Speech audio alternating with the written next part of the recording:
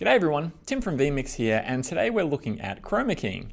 Chroma keying is the process of removing a color, like this green screen behind me, so that it can be replaced with other content and I can overlay my camera onto different inputs. So this could be things like camera footage, videos, images, or I can even place myself on a virtual set. Now I'm currently sitting in the set that we use for the vMix Funtime live show.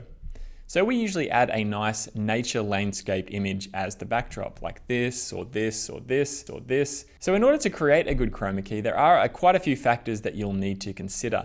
Now it's important to have even coloring and lighting behind you, and not to have your subject really close to the green screen so it's going to create shadows. Now those are some really basic things. We're not experts at creating green screen studios, so I would definitely recommend getting on YouTube or Google and checking out some walkthrough tutorials on how to create a green screen studio. So now we're going to go through the steps on how to create a chroma key in vMix. So what you need to do is you'll need to go into the settings of the input. So this is the camera that we want to use, the one in front of us with the green behind us. So I'm just going to go into the settings and then go to the color key section. Now this is where you can create the chroma key. So I'm going to select the color key here, and that's going to give us the ability to select what color we want to remove. So I'm going to use the eyedropper here and select a green from my backdrop. Now if you want a good auto chroma key, I would recommend selecting the number 2 preset here. So that's going to give you a good chroma key if you've got some decent lighting and a good set.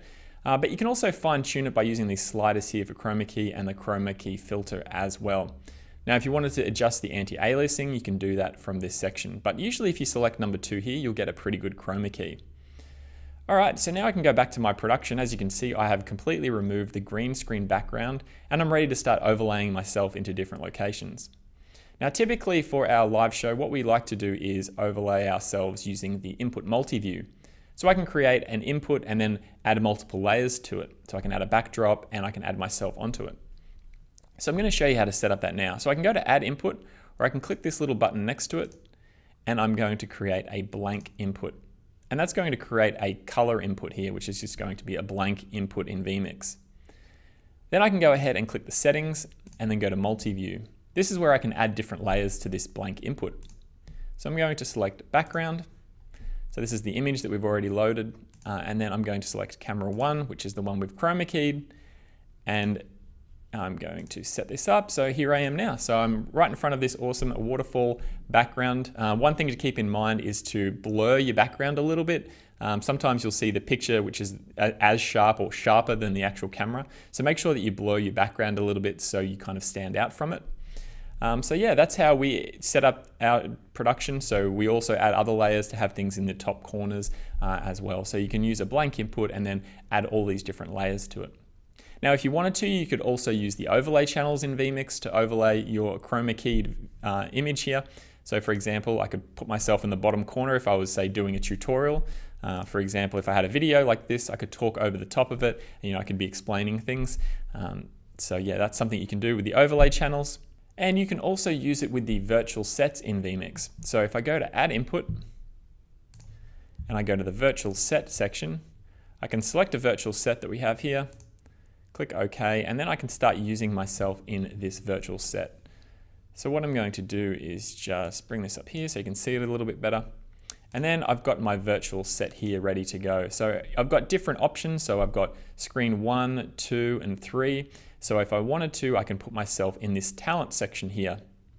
So what I need to do is go to the virtual set, go to setup, and for the layer, I just need to select talent. Then I can select camera 1, like so. So now I am currently in the virtual set.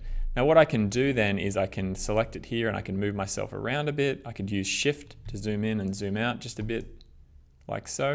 Now I can also do this from the layer as well. So if I go into the layers here, go to multi-view, select the camera layer, I can position it, move it around if I wanted to from here. I could also do it from the original camera, but if you want to be using it in different locations, resizing the camera here will resize it in any other multi-view that you might have as well. So that might not be the best option. So here I am currently sitting in the set, and then I could go ahead and make changes to the other screens, add the hummingbird here, and add different things to the different screens if I wanted to. So that's how you could add a chroma key image to a virtual set.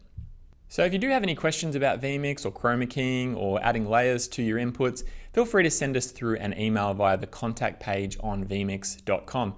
Now, it's really hard to answer technical questions via YouTube comments because we don't know your setup, we don't know how you got your green screen set up and that type of thing. So it's best to send us an email.